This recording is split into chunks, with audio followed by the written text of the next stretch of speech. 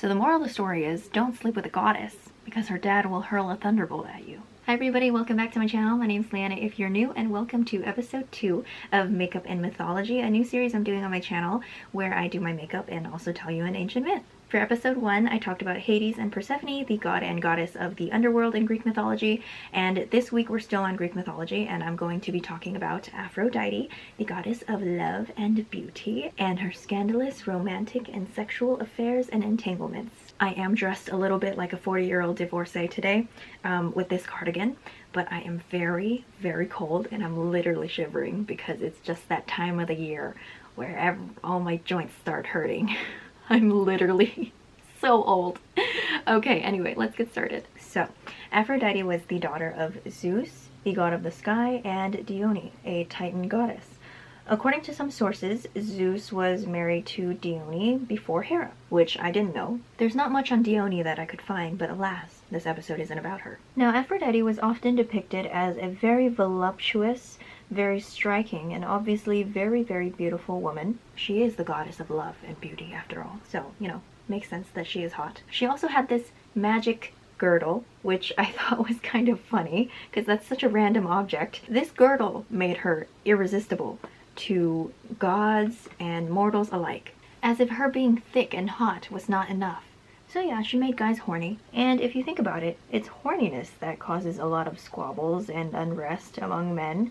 So Zeus, in an attempt to stop guys from fighting over her and like starting wars and shit, he was like, okay, go get married to my son and your half-brother, Hephaestus. Hephaestus was the god of metalworking and masonry. He was the blacksmith god, so he made stuff out of metal. Now in literature, Hephaestus was described with crippled feet and just being generally deformed, and Aphrodite didn't like him very much because she thought he was ugly, which was abundantly clear with the fact that she took Ares, the god of war, as her lover. Ares was also her half-brother, so she was sleeping around with Ares behind Hephaestus's back, and Helios, the god of the sun, tattled. He tattled to Hephaestus. I can't decide if Helios is a snake or just a good guy, but I'm starting to realize that in a lot of stories he usually just tells people stuff, more than he actually does anything else. So he probably told Hephaestus because he was jealous and also wanted Aphrodite for himself, and upon finding out, Hephaestus understandably was very upset because, you know, who wouldn't be when they find out their wife is sleeping with somebody else, that somebody else being your brother, nonetheless. So upon finding out, Hephaestus fashioned a very, very fine but very, very strong net, and he put it above his wife's bed. He was like, let's go fishing, bitch. So then he told his wife that he was gonna go away for a couple days. So she was like, okay, cool. And once she thought that he was gone, she was like, hey Ares, you up? Wanna come over? And Ares is like, oh yeah, I'm so down. And so he went over to her place, and they went boom boom pow, and the net fell on them while they were being rambunctious, and they couldn't get out. Honestly, gotta give it to Hephaestus.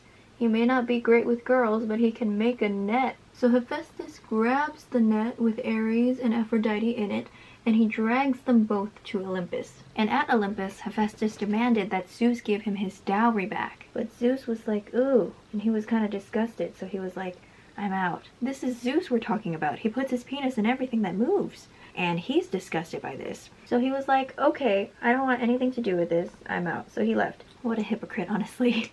What a hypocrite. It was actually Poseidon that convinced Hephaestus to let them go and guaranteed that Hephaestus would get his money back, whether it be from Ares or Poseidon himself. So Hephaestus was like, okay, fine, and he let them out of the net.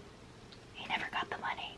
I don't think that they divorced, which is why he didn't get his money back, but some sources said that they did. From that time on, Aphrodite slept around a lot. She slept with Poseidon, Hermes, Dionysus, and more. Monogamy was definitely not her thing. And Zeus was kind of like, oh man, because I think he was also horny for her. And so out of jealousy, he punished her to fall in love with this mortal man. And here's where the story gets really interesting. So this mortal man was the Trojan prince Anchises. You know, at least he was a prince. At least he had the monies.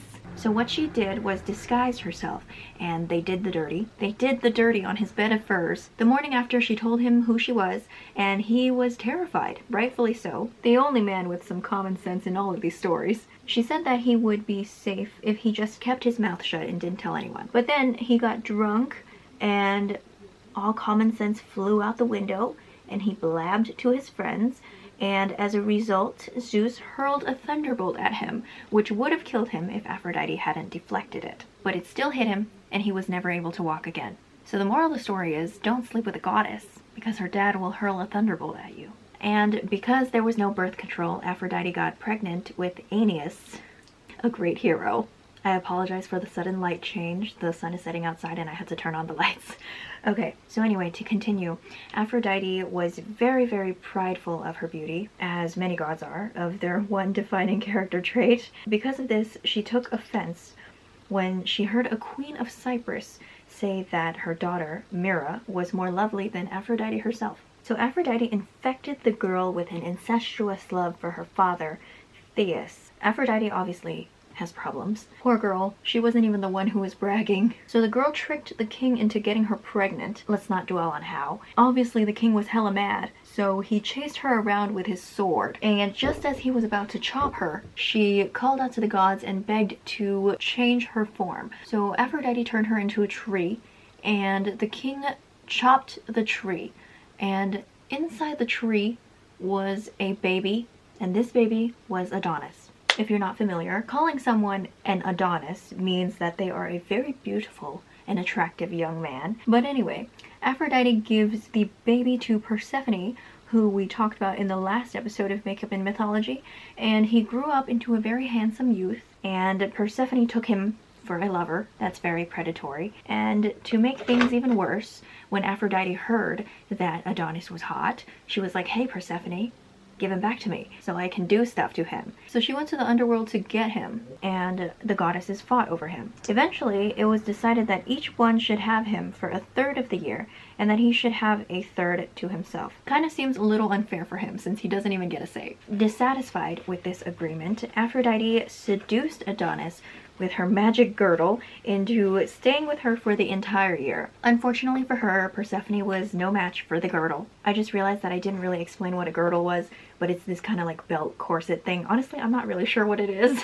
And Persephone, never mind that she has an entire underworld to run, is pissed. So she goes to Ares, Aphrodite's old lover, yes, the very one that was stuck in the net with her, and she tells him what is happening. So Ares is like kind of upset, and he changed himself into a boar, attacked Adonis, and killed him. And since Adonis died, his soul went to the underworld, and Persephone finally had him all to herself.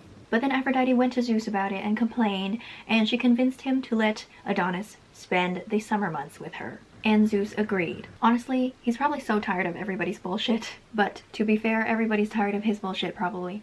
But the details of that will just have to wait till the next episode. When I was doing research for this video, I was so bewildered, like the story was just so extra. Especially with Ares turning himself into a boar, like oh my god, that's so extra. But hey, that's Greek mythology for ya. So with that said, that is pretty much it for this video, and pretty much it for this makeup look as well. So this is what I ended up doing. I did an orange eyeshadow look with some blue liner on the bottom. Orange isn't really my color, but I did it anyway. I just wanted to have some fun. So yeah, that's pretty much it. Thank you so much for watching. I hope you enjoyed this video, and I'll see you in the next one. Bye!